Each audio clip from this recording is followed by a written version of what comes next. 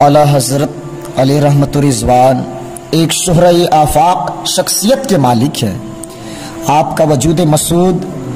خدا دا صلاحیتوں کا حامل، علم و فضل کا بحر ذاخر، حکمت و دانائی کا پیکر مجسم، عاجزی و انکساری کا عملی نمونہ اور زہد و ورع کا جبل استقامت، احکام شرع کا جامع، اسرار معرفت کا مخزن اور محبت و مودت کی زندہ دلیل تھا۔ گویا آپ کی ذات علوم کسبیہ و علوم لدنیا کا حسین سنگم تھی۔ آپ کی شان یہ ہے کہ آپ نے جس علم کے جس مسئلے پر بھی قلم اٹھایا تو اس کی آخری حدوں کو چھوا ہے اور اسے علم نشرح کر کے چھوڑا ہے۔ دلائل و براہین کے وافر مقدار، مسائل جدیدہ کی تحقیقات کا انبار، تنقیحات و تشریحات کا استمرار، فقہی جزیات کا استمرار اور ان کا استعمال لگاتار آپ کو ایک علمی و عبقری شخصیت کا مقام دلاتا ہوا نظر آتا ہے۔ اگر تاریخ کا مطالعہ کیا جائے تو یہ بات روز روشن کی طرح واضح ہو جاتی ہے کہ بہت ہی کم لوگ ایسے گزرے ہیں جو دینی علوم کے بحر ذخار سے گوہر آبدار بھی حاصل کر سکے اور دنیاوی علوم میں بھی درجہ کمال پر فائز ہوئے ہوں، اور اگر دونوں طرف توجہ رہی بھی ہو تو درجہ کمال بہت ہی کم لوگوں کو نصیب ہوا۔ لیکن واہر امام، اگر ہم امام ہر علم و فن امام احمد رضا کی شخصیت کو دیکھتے ہیں تو یہ ہمیں ان نامور شخصیات کی فہرست میں چمکتے دمکتے نظر آتے ہیں کہ جنہوں نے دینی و دنیاوی علوم کے متعدد میدانوں میں اپنی خدا دا صلاحیتوں کے جوہر دکھاتے ہوئے نظر آئے۔ اعلیٰ حضرت وہ شخصیت ہیں کہ جنہوں نے دینی علوم میں بھی اور دنیاوی علوم میں بھی تحقیق و تدقیق کے جوہر لٹاتے ہوئے نظر آئے۔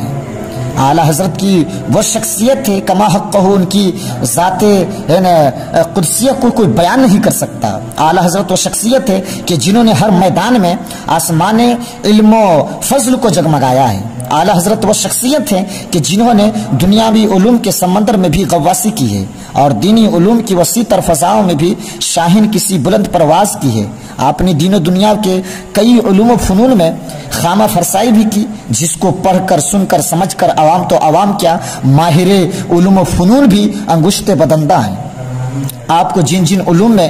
اور فنون میں مہارت حاصل تھی وہ بعض کے نزدیک 55 ہے، بعض کے نزدیک 70 ہے اور بعض نے 120 شمار کیا ہے۔ کما حق کہو، اللہ رب العزت نے آپ کو جن علوم پر مہارت تامہ دی تھی اس کو کوئی آج تک بیان نہیں کر سکا۔ علم قرات، علم تجوید، علم تفسیر، علم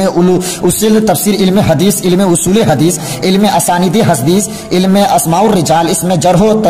تعدیل، علم تخریج احادیث، علم نعت، علم رسم الخط قرآن، علم فقہ، اصول فقہ، علم عروض، علم الفرائض، علم الکلام، علم الایام، علم الاحکام، علم الاوزان، علم الادیان، اور اس کے علاوہ مناظرات، عقادیات، تمام چیزوں میں اللہ رب العزت نے وہ آپ کو علم دیا تھا۔ کوٹ کوٹ کے اندر آپ کے علم کا سمندر بھرا ہوا تھا، یعنی رد موسیقی، علم فضائل، علم مناقب، علم سلوک، علم تصوف اور علم نظم عربی، نظم اردو، نظم ہندی، نظم فارسی، اور کیا کہتے ہیں نثر ہندی، نثر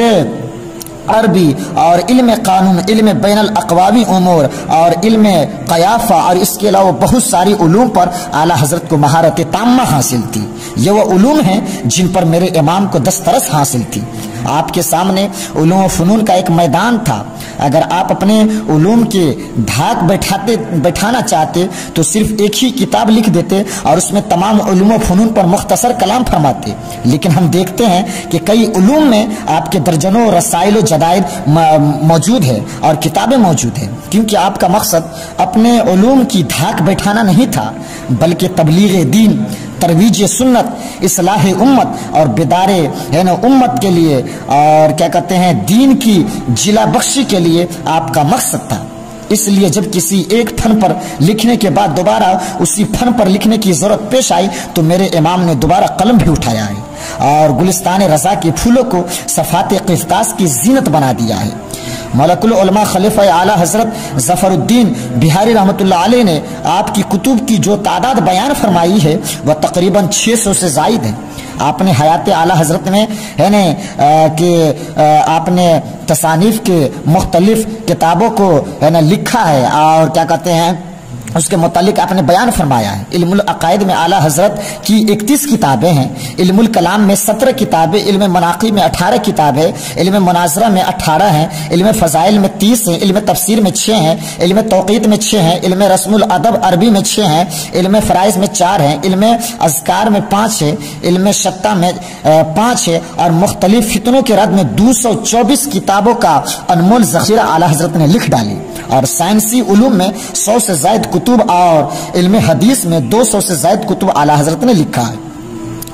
آپ کی کتب کی تعداد کے متعلق مختلف اقوال ہیں، کسی نے 400 سے زائد بتائی تو کسی نے 600 سے زائد کہی ہے، تو کسی نے 900 سے زائد کہی ہے، تو کسی نے 1000 سے زائد کہی ہے، کسی نے 1300، لیکن حقیقت تو یہ ہے، یقین سے نہیں کہا جا سکتا کہ آپ کی کتب کی تعداد کتنی ہے، کما حق کوئی بیان نہیں کر سکا،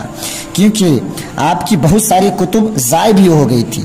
بعض نااہلوں نے ہے نا کیا کرتے ہیں ردی سمجھ کر کے ضائع کر دیا، اور رضا مسجد کے ساتھ ہے نا مغرب والے مکان کے منہدم ہونے کی وجہ سے بھی کافی کیا کہتے ہیں خط وغیرہ جو تھے، کتابات ہے نا کتب وغیرہ تھے ضائع ہو گئی۔ اسی طرح بعض کتب چوری بھی ہو گئی ہیں، اور بعض کتب کچھ لوگ لے گئے شائع کرنے کے لیے، لیکن پھر انہوں نے شائع بھی نہیں کیا، ان کو واپس یوں کیا بھی نہیں، اور اس طرح ان کتب کا فقدان ہو گیا۔ تو اعلیٰ حضرت کی وہ ذات ہے کہ اگر آپ کی زندگی میں لوگ غور خوض کرے تو اعلیٰ حضرت جیسی شخصیت کو کوئی آج تک جنم نہیں دیا سکتا اس صدی کے اندر، کہ اے رضا الغرض اعلیٰ حضرت کی وہ شخصیت ہے کہ جس کے علوم و فنون میں ایسی حیرت انگیز مہارت کو دیکھ کر کہنا پڑے گا ہر ایک انسان کو کہ اے رضا روز ترقی پہ ہے چرچا تیرا، اوج اعلیٰ پہ چمکتا ہے ستارہ تیرا، اہل سنت کے دلوں میں ہے محبت تیری، دشمن دی کو صدا رہتا ہے کھٹکا تیرا۔ اور یہ حقیقت بھی واضح ہے، ملت ہوئی آپ کا پردہ کیے ہوئے، مدت ہوئی آپ کو پردہ کیے ہوئے، لیکن ہر ایک بزم میں چرچا رضا کا ہے، ہر ایک بزم میں چرچا رضا کا ہے، کہ احمد رضا کی فیض کے ہیں در کھلے ہوئے، برکات مصطفیٰ کے ہیں پرچم لگے ہوئے۔ یہ بھی ایک حقیقت ہے جس کا مشاہدہ ہے، وادی رضا کی کوہ ہمالہ رضا کا ہے، جس سمت دیکھی وہ علاقہ رضا کا ہے، جس سمت دیکھیے وہ علاقہ رضا کا ہے۔ اور دوسری طرف آپ دیکھیں کہ اعلیٰ حضرت نے اپنی زندگی کے اندر وہ انمول نگینے ہم کو دیے ہیں کہ کوئی کما حق ہو بیان نہیں کر سکتا، کہ اعلیٰ حضرت نے سنیت کو ایسی جلا بخشی ہے، اور شریعت کو جو ہمارے سامنے جو ترجمانی کی ہے وہ بھی ایک انمول نگینہ کی طرح انہوں نے کیا ہے۔ آپ دیکھیے اگر شریعت اور اہل سنت کی ترجمانی اگر کوئی مدرسے کا اسٹاف کرتا ہے، عالم صاحب کرتا ہے، تو آپ یہ کہتے ہیں کہ مدرسے میں رہنے والے امام صاحب، عالم صاحب اور یونیورسٹی آکسفورڈ کے وائس چانسلر میں بہت فرق ہے، زمین و آسمان کا فرق ہے، کیونکہ دونوں کی لائنیں الگ الگ ہیں۔ مدرسہ میں رہنے والا حروف ہجائیہ پڑھائیں گے، الف با تا سا جیم والا ہے، اس سے پڑھنے والا ناظرہ خواہ حافظ قاری عالم فاضل مفتی محقق مدبر مفکر مفسر مشرح مجدد غوث قطب ابدال شارع ماتن بنتا ہے، جبکہ آکسفورڈ والا ABCD الفابیٹ پڑھتا ہے، اس کے بعد nursery 10 graduation BU MS BA MS MB BS MAS IPS IAS barrister collector راجدوت بنتا ہے، APG نیوٹن آئنسٹائن بنتا ہے۔ دونوں کی لائنیں الگ الگ ہیں۔ ہم مدرسہ والا عالم صاحب کی بات مانیں یا کیا کہتے ہیں اسکول والے کی بات مانیں، جو آدمی جس لائن میں ایکسپورٹ ہوگا اس کی بات مانی جائے گی۔ آپ کہیں گے کہ دیکھیے دونوں کی لائنیں الگ الگ ہیں، دونوں کی لائن الگ الگ ہے، اس لیے کہ جو جس لائن میں رہتا ہے اسی کی بات مانی جائے گی۔ اب درجی سے کرتے میں کتنے بٹن لگیں گے یہ درجی بتلائیں گے، کنویں میں کتنا پانی ہے یہ پانی کا انجینئر بتائے گا، یہ 10 بائی 10 کے کمرے میں کتنے mm کا سڑیا لگے گا یہ انجینئر کی بات مانی جائے گی۔ جو جس لائن کا ہوگا اس لائن میں اسی کی بات مانی جائے گی۔ لیکن پروردگار عالم کا کرم دیکھیے کہ اہل سنت کی ہے نا جلا بخشی کے لیے اور اس کی تجدید کے لیے ایک ایسے ترجمان کو پیدا کیا، ایک ایسے انسان کو انتخاب فرمایا جو انسان اپنے وقت میں نیوٹن کا بھی باپ ہے، آئنسٹائن کا بھی پردادا ہے، اور ڈارون بھی جس کے سامنے پرائمری کا اسٹوڈنٹ ہے، APG جس کے سامنے گھٹنا ٹیک دیتا ہے، مائیکل جیکسن جس کے سامنے طفل مکتم نظر آتا ہے، تمام سائنسدانوں کا باپ بنا کر اللہ رب العزت نے یعنی دونوں لائن کا ایکسپورٹ بنا کر کے، دونوں لائن کا ڈاکٹر بنا کر کے دونوں لائن کا انجینئر بنا کر کے، دونوں لائن کا حاکم بنا کر کے، دونوں لائن کی بادشاہت دے کر کے پروردگار عالم نے 10 شوال 1272 ہجری 14 جون 1856 عیسوی میں بریلی کی سرزمین پر دونوں جانب کی بادشاہت عطا کر کے اللہ رب العزت نے حضرت امام احمد رضا خان کو پیدا کیا ہے. ایک طرف مجدد بنایا ہے تو دوسری طرف تمام سائنسدانوں کا حاکم بنا کر جلوہ گر کیا ہے. امام اہل سنت کی جتنی ہے نا ان کی ہے نا زندگی کے بارے میں تعارف پیش کیا جائے کم ہے، اس لیے کہ سنیت کو انہوں نے وہ جلا بخشی ہے جس ہے نا راہ پہ اور جس طرف اپنے قلم اٹھا دیا ہے